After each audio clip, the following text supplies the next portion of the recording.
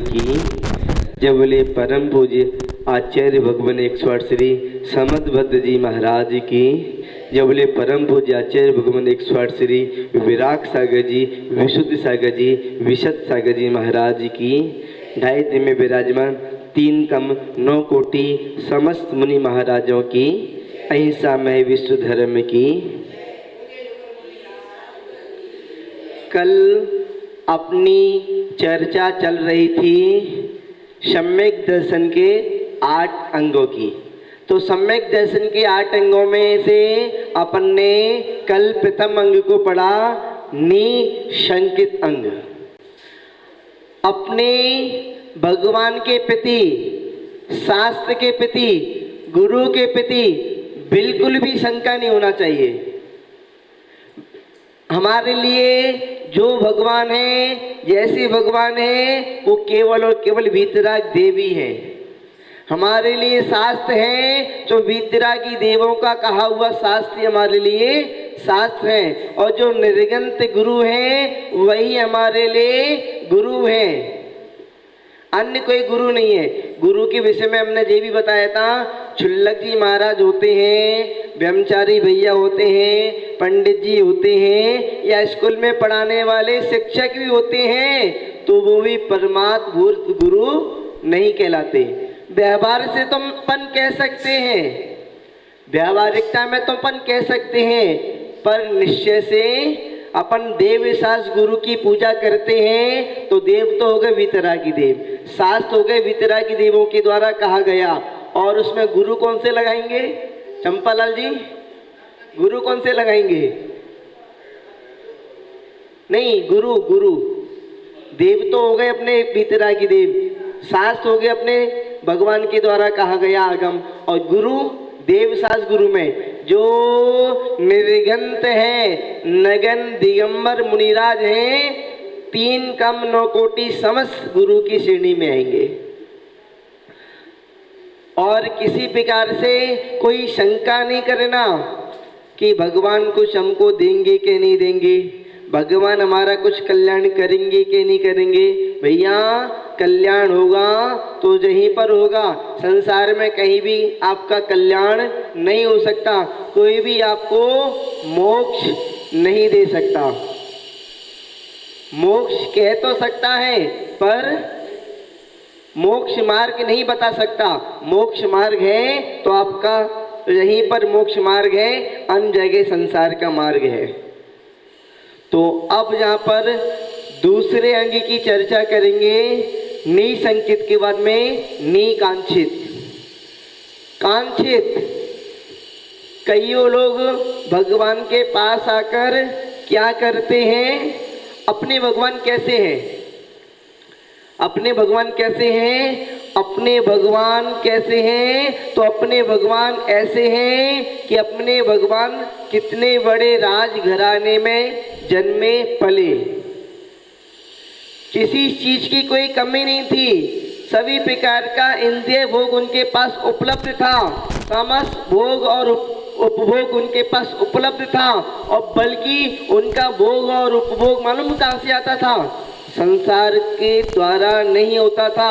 उनका जितना भी उपभोग और भोग होता था, भोजन होता था, वस्त्र आदि होते थे, सब स्वर्ग से आया करते थे।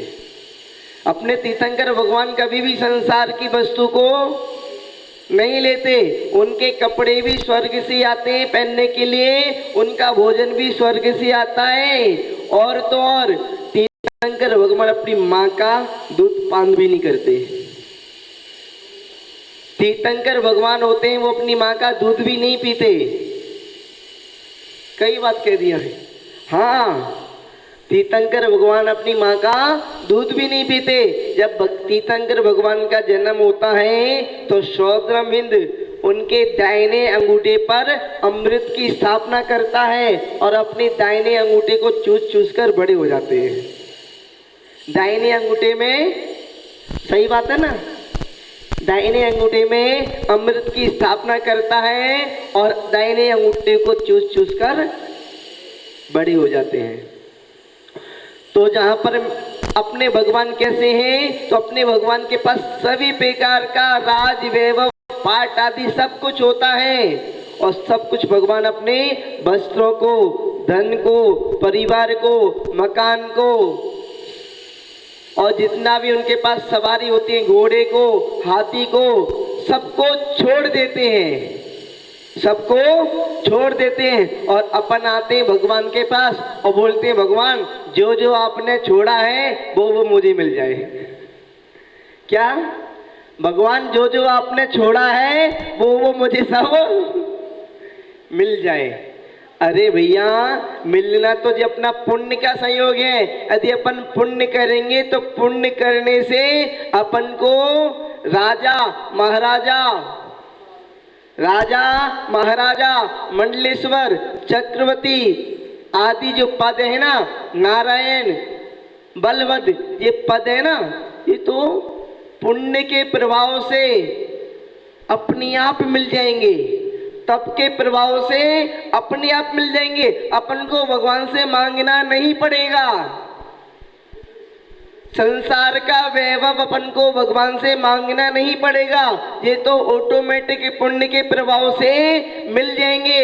जैसे कोई किसान होता है, किसान खेतों में अनाज बोता है। मान लो किसी किसान ने खेतों में गेहूं लगाए तो वो क्या प्राप्त करना चाहेगा? गेहूं या प्याल, गेहूं या भूसा? गेहूं प्राप्त करना चाहेगा, भूसा कोई प्राप्त नहीं करेगा। भूसा तो जब गेहूं होंगे तो भूसा तो होगा ही होगा, इसमें किसी प्रकार का कोई संदेह नहीं है। अपन भगवान की भक्ति करेंगे, आराधना करेंगे, पूजा करेंगे, तप करेंगे तो अपन को मोक्ष की अपन साधना कर रहे हैं, मोक्ष की अपन साधना कर रहे हैं तो अपन को स्वर्ग का सुख और संसार का वैभव तो ऑटोमेटिक ही प्राप्त हो जाएगा, इसको मांगने की आवश्यकता नहीं पड़ेगी। पहले अपन ऐसा करते हैं, इस श्लोक को पढ़ लेते हैं, उसके बाद में फिर इसको अच्छे से समझने की कोशिश करते हैं। करम परवशे शांते, करम परवशे शांते, दुःखेरन्तिरतोदये, दुःखेरन्तिरतोदये, पाप बीजे सुखे नास्ता, श्रद्धाना कांचना स्मृता। 12वें नंबर का श्लोक है। यहाँ पर समद्भदाचार्य महाराज बतला रहे हैं करम परवशे, करम परवशे यानी कि अभी मैंने बताया अपन को सुख मिला है, दुख मिला है, ये सब किसके अधीन है? कर्मों के अधीन। किसी ने पुण्य कर्म किया तो सुख मिल गया, पाप कर्म किया तो दुख मिल गया। किसके अधीन है? कर्मों के अधीन। कर्मों की तो अधीन है, कर्माधीन, कर्मों के अधीन। और जो भी है ना, जो भी है, सुख भी है, संसारी सुख भी है, संसारी दुख भी है। एक आत्मा का सुख ऐसा है, एक बार यदि अपन को प्राप्त हो गया, सिद्ध अवस्था प्राप्त हो गई तो ये कभी भी छूटेगी नहीं, ये अनंत काल तक रहेगी। और संसार का जो इंद्रिय सुख है और दुख है, ये कब तक रहेगा? थोड़ी देर के लिए। शांत ही कर्म परवशी, कर्मों के अधीन, और शांत यानी कि नश्वर, नाशवान, एक समय के बाद में समाप्त होने वाला। इसलिए कहते हैं ना, एक शब्द एक ऐसा है जो सुखी व्यक्ति दुखी हो जाए और दुखी व्यक्ति सुखी हो जाए। कौन सा शब्द है ऐसा? ऐसा कौन सा शब्द है? छोकरालाल जी, मानिक चंद जी, बादामी लाल जी, ऐसा कौन सा शब्द है? ऐसा कौन सा सेंटेंस है? ऐसा कौन सा वाक्य है? उस वाक्य को कहने से दुखी व्यक्ति तो सुखी हो जाए और सुखी व्यक्ति दुखी हो जाए। क्या कौन सा वाक्य है? नहीं, दुखी व्यक्ति सुखी हो जाए और सुखी व्यक्ति, ऐसा कौन सा वाक्य है? जे समय भी नहीं रहेगा। जे समय भी नहीं रहेगा। ये समय भी नहीं रहेगा। समझे? यदि कोई सुखी व्यक्ति है और सुख में आनंद मना रहा है, उसको कहो ये समय भी क्या होगा? उसका मन उदास हो जाएगा। और कोई दुखी व्यक्ति है और उससे कहो ये समय भी नहीं रहेगा, उसका क्या होगा? थोड़ा सा मन सुखी होगा कि हाँ ये समय थोड़ी देर के बाद में समाप्त हो जाएगा, फिर तो सुख है। पर ध्यान रखना, ना सुख हमेशा रहेगा ना दुख हमेशा रहेगा। हमेशा सुख और दुख चलता रहेगा।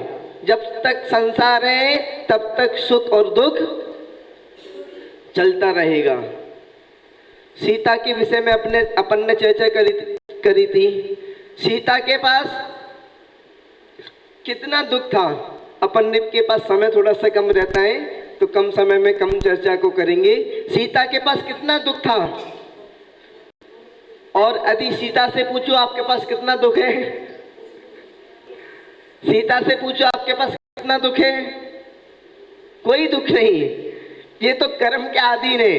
तो कर्म पर बसे, कर्मों के अधीन, शांति यानी कि नश्वर, और तो और दुखी यानी कि दुखों से अंतरितोदय, दुखों से मिश्रित। आपका जो सुख है, इंद्रिय सुख है, वो ध्यान रखना दुख से मिला हुआ है। मान लो कोई व्यक्ति है, उसको मीठा बहुत पसंद है और गया शादी में, उसने देखा गुलाब जामुन और खाने लगा। एक बार ऐसी घटना हुई, एक पिता पुत्र थे, शादी में गए और शादी में गए तो पहले से तैयारी करके गए कि भैया आज भोजन नहीं करना, ना पानी पीना, आज शादी में जाना है। आज ना तो भोजन करना ना पानी पीना, शादी में जाना है। दोनों पिता पुत्र शादी में पहुंचे और पुत्र गुलाब जामुन खा रहा था। गुलाब जामुन खाते खाते उसने पानी पी लिया। पीछे से पिता ने मारा, पानी क्यों पिया? गुलाब जामुन खा, पानी क्यों पिया? पानी तो घर पे भी पी लेगा, पानी तो घर पे भी पी लेगा। वो शांत हो गया, कोई बात नहीं। और घर पे आया तो पिताजी से कहा मेरे गले में गुलाब जामुन आ रहा था, पानी पिया तो मैंने 2 और खा लिए। तो पिताजी ने कहा फिर से मारा, तूने उस समय क्यों नहीं बताया? और जब ज्यादा गुलाब जामुन खा लिए, स्वाद में इतने गुलाब जामुन खा लिए, इतना आनंद आया खाते समय। कितना आनंद आता है खाते समय? चंपालाल जी, कितना आनंद आता है? अच्छा, ये खा नहीं सकते, कोई बात नहीं। जो खा सकता है उसको कितना आनंद आता है खाने में? हाँ, भंवरलाल जी तो खाते होंगे। कितना आनंद आता है खाने में? कितना आनंद आता है? चलो, जो खा सकते हो उसको खाने में कितना आनंद आता है? बहुत आनंद आता है। और ज्यादा खा लिया तो उसने गुलाब जामुन ज्यादा खा लिए और घर पे गया और घर पे बीमार हो गया। अब बीमार होगा तो क्या होगा? सुख मिलेगा। बीमार हो गया तो क्या मिलेगा? बीमार हो गया। महिला मंडल के पर थोड़ा सा शांति से सुने, और थोड़ा सा ये आवाज हो रही है तो उनको बोलो आवाज कम करे, थोड़ा 15 मिनट बाद आवाज कर ले। तो दुख यदि मिला, मतलब बीमार हो गया तो दुख मिल गया कि नहीं मिला? तो जो इंद्रिय जो कर्मों के आधीन है और अंत रहित है, नश्वर है और दुखों से सहित है, मिश्रित है, और तो और दुखों से मिश्रित होने के साथ साथ यदि मान लो बीमार पड़ गया, कोई धार्मिक भी व्यक्ति था, बीमार पड़ गया, तो उसके मन में कौन सा ध्यान होगा? आत्रोत ध्यान होगा। बीमार पड़ गया, आत्रोत ध्यान होगा। तो आत्रोत ध्यान होगा तो समझ लो पाप को, इंद्रिय सुख है तो इंद्रिय सुख को पाप को बढ़ाने वाले हैं, पाप का बंद कराने वाले हैं। आप कितना भी सुख में रह लेना, इंद्रिय सुख हमेशा आपका पाप का बंद ही कराएंगे।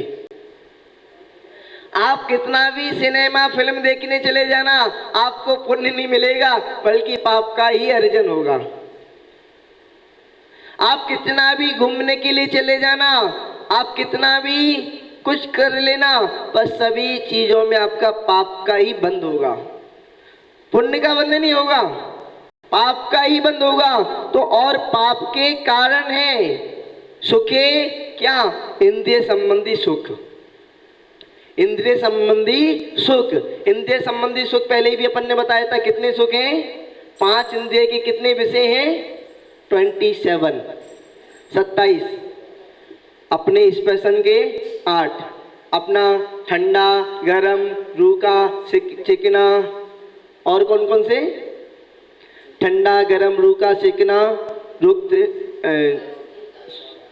हल्का भारी और रुक्ष और चिकना। अब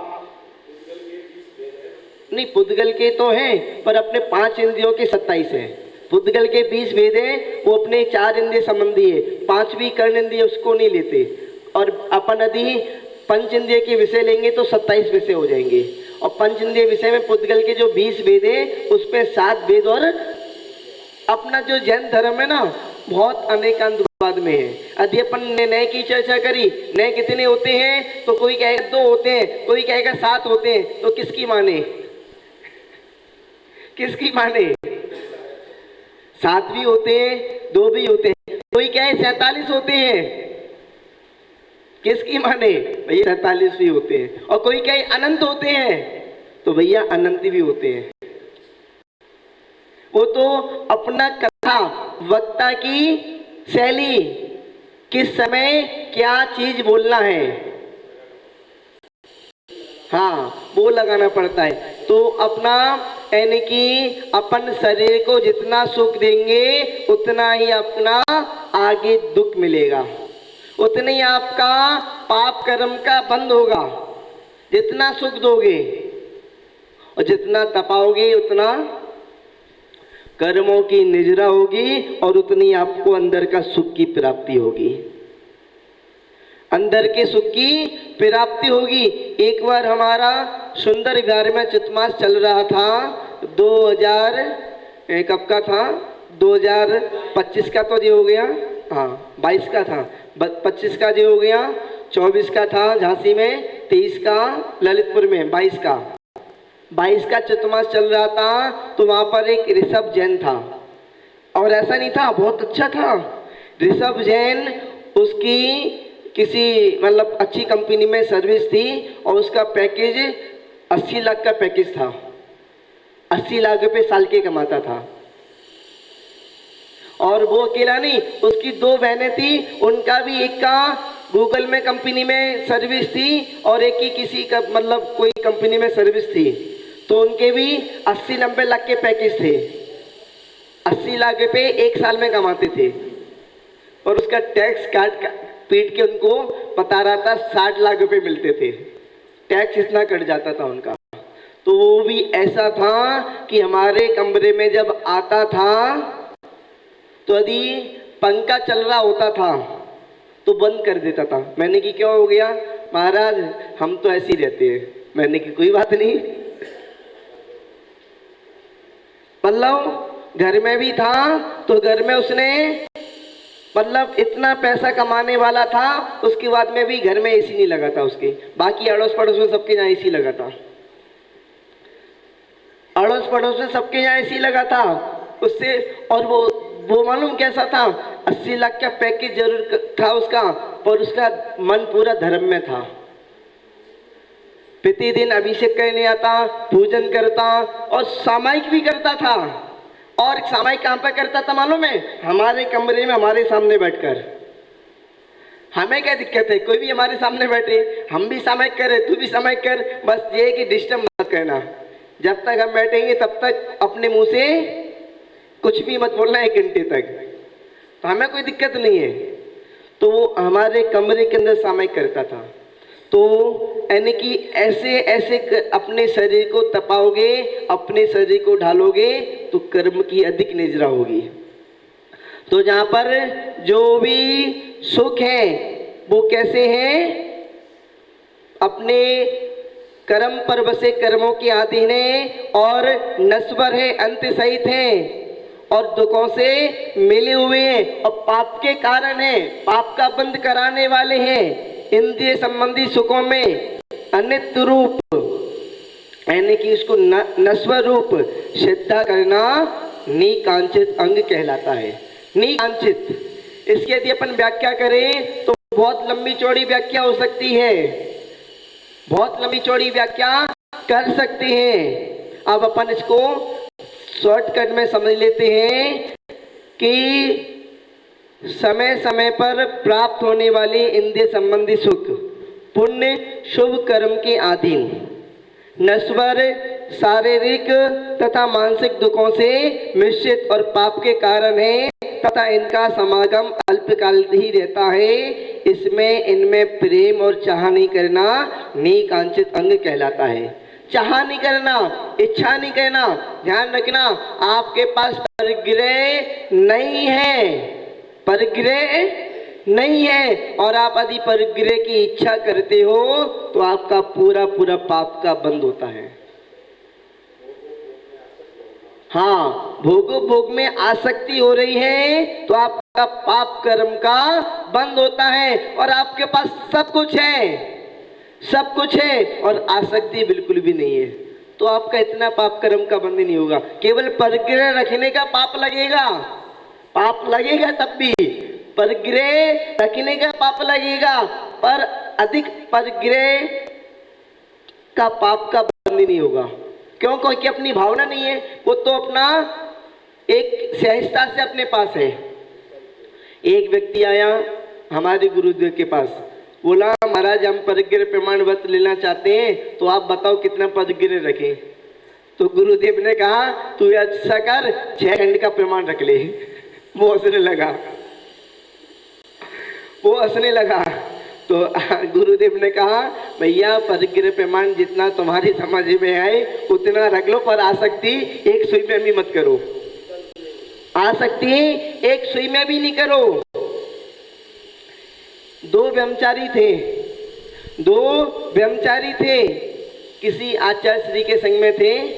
आचार्य विद्यासागर जी महाराज जी के उसमें मैंने पढ़ा था। तो 2 ब्रह्मचारी थे, तो 2 ब्रह्मचारी इतने अच्छे ब्रह्मचारी थे कि एक ने ब्रह्मचारियों के लिए भी परिग्रह प्रमाण व्रत होता है और मुनिराजों के लिए कौन सा व्रत होता है? अपरिग्रह व्रत, अपरिग्रह व्रत, महाव्रत।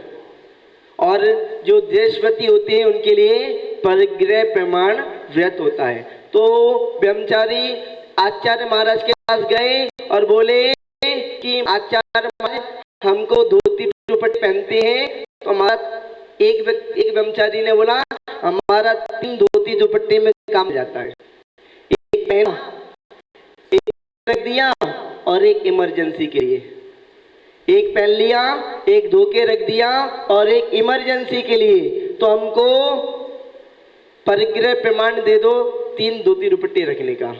ठीक है, आशीर्वाद। और दूसरा ब्रह्मचारी आया, उसने कहा कि मैं भी परिग्रह धोती दुपट्टे का प्रमाण पत्र लेना चाहता हूँ, पर ऐसा है कि मैं चाहता हूँ कि मैं कम से कम थोड़ा सा ज़्यादा धोती दुपट्टे रखने का प्रमाण ले लूँ, क्योंकि पता नहीं कब क्या हो जाए। तो उसने 7 जोड़ी धोती दुपट्टे रखने का, जो 7 जोड़ी धोती दुपट्टे रखने का प्रमाण लिया था वो तो कुछ नहीं, शांति से था, और जो धोती दुपट्टे वो चिंता में था। उसको विकल्प आता कि धोती दुपट्टे सूख नहीं पाए मेरे, अब क्या करूं? मैंने मुझे और धोती दुपट्टे चाहिए, मुझे और धोती दुपट्टे चाहिए, मुझे और धोती दुपट्टे चाहिए। क्या था? मुझे और जिसने साथ रखे थे वो तो शांति से ठाट बाट के साथ में था। हाँ, तो जहाँ पर और जिन लोगों ने वेतों को धारण कर लिया है, अब जिन्होंने वेतों को धारण किया है, मान लो कोई ब्रह्मचारी बन गया, समस्त परिग्रह का त्याग कर दिया, कोई क्षुल्लक जी बन गए, समस्त परिग्रह का त्याग कर दिया, और क्षुल्लक जी के पास आओ, आप बोलो क्षुल्लक जी महाराज मैं आपको अपना फ्लैट दे रहा हूँ, आप मेरे फ्लैट में रहिए मस्त, अब आप आराम से, किसी टेंशन में नहीं, और आप कहते हैं अपना पिच्ची कमल छोड़ो, आप अपने फ्लैट में रहो और हमारे साथ में रहो, मंदिर में वहीं पे पूजा पाठ करो और अपना जीवन आनंद के साथ व्यतीत करो। क्या क्षुल्लक जी चले जाएंगे? क्यों नहीं जाएंगे? क्यों नहीं? उन्होंने त्याग कर दिया, त्याग कर दिया। अब उनकी भावना नहीं है, कांक्षा नहीं है कि मुझे फ्लैट मिल जाए रहने के लिए। यदि फ्लैट में रहने की कांक्षा होती, महल में रहने की कांक्षा होती, तो काहे को पिच्ची का मंडल लेते। कांक्षा रहित हो गए, निकांक्षित हो गए। व्रतधारी कोई भी ब्रह्मचारी है या किसी ने घर में भी व्रत ले लिया है, अब व्रत ले लिया तो कांक्षा से रहित हो गए। कांक्षा से रहित होना है, कांक्षा नहीं करना। भगवान के पास आए, अपने पास अच्छा एक घर है रहने के लिए, व्यवस्थित खाने के लिए, पहनने के लिए सब कुछ है, भगवान के पास है। भगवान मेरा घर तो है पर एक घर छोटा है, मुझे महल मिल जाए। अरे महल मिल जाएगा, महल में भी रह लोगी तो महल में संतुष्ट हो जाओगी? महल में संतुष्ट हो जाओगे? महल में संतुष्ट हो जाओगे? महल भी छोटा, कुछ दिनों के बाद में महल भी छोटा लगने लगेगा। कोई किसी के पास कुछ भी नहीं था, भगवान के पास आया, भगवान मुझे साइकिल मिल जाए, चलो तथास्तु साइकिल मिल गई। अब साइकिल चलाने लगा। साइकिल चलाते चलाते, जब पहली नई नई साइकिल थी तो अच्छे से चलाता था, कुछ समय बीता तो साइकिल से थक गया, बोर हो गया। बाद में फिर दूसरी बार आया भगवान के पास, भगवान मुझे साइकिल नहीं, मुझे मोटरसाइकिल चाहिए। अब भगवान ने तथास्तु मोटरसाइकिल लो, मोटरसाइकिल आ गई। अब मोटरसाइकिल चलाता रहा, चलाते चलाते वो भी उससे भी भर गया। अब भगवान के पास आया, भगवान अब मुझे मोटरसाइकिल नहीं, मोटर कार चाहिए। ये इच्छा कभी पूरी नहीं होगी। इच्छा को कितना भी पूरी कर लो, ये मनुष्य की खोपड़ी कभी नहीं भरेगी। मनुष्य की खोपड़ी कभी नहीं भरेगी। एक बार ऐसा हुआ, एक राजा के राज्य में एक भिखारी पहुंचा और राजा ने बोला तुमको जो चाहिए वो ले लो। कोष अध्यक्ष को बोल दिया इसको जितना भी धन संपत्ति चाहिए सब दे दो। उसके कटोरे में कोष अध्यक्ष डालता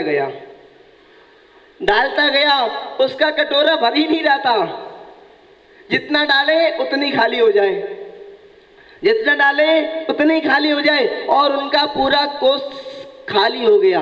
पूरा खजाना खाली होने पे आ गया। कोष अध्यक्ष घबराया, राजा के पास पहुंचा, बोला कि मैंने इसके अंदर पात्र में पूरा कोष डाल दिया, पूरा भंडार डाल दिया, उसके बाद में भी ये भरा नहीं। राजा को शंका हुई क्या बात होगी ऐसी, तो उसमें देखा पात्र को, ये पात्र नहीं, ये तो मनुष्य की खोपड़ी है। क्या है? ये कभी भरने वाली नहीं है, ये कभी भी भरने वाली नहीं है। तो हमको क्या करना है? अनंतमती जैसे अनंतमती थी ना, उसने एक बार व्रत ले लिया तो उसके पास कितने भी लोग आ गए रानी बना के, राज देने के लिए सब कुछ, पर कांक्षा मन में बिल्कुल लेके नहीं आई। मैंने तो अब छोड़ दिया सो छोड़ दिया, अब मुझे चाहिए। 5 बज चुके, ज़्यादा समय हो जाएगा तो लोग देखना छोड़ देंगे। तो आज के लिए इतना ही। जय बोले महावीर भगवान की।